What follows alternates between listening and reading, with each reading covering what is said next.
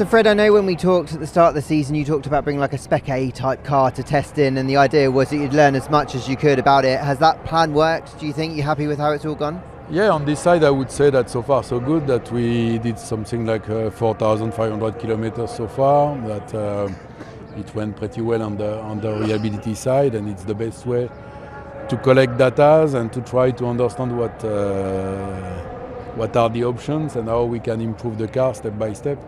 We are not speaking at all about performance so far, that everybody is focused on himself with his own reference, and we can't make any comparison, but so far it went well on our side, that to build up the knowledge of the car step by step, and still a long way to do.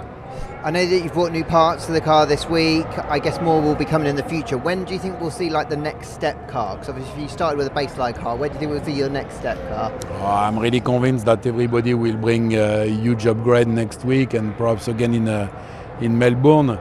And it will be like this at the beginning of the season, because the rate of development is very, very high, and it makes sense to speed up the new parts and the lead time on the new parts. But I'm focused on myself.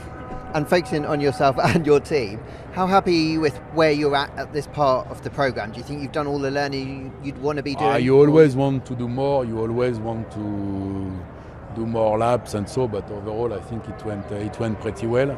That we didn't have any big issue on the reliability, that we never stopped the car so far.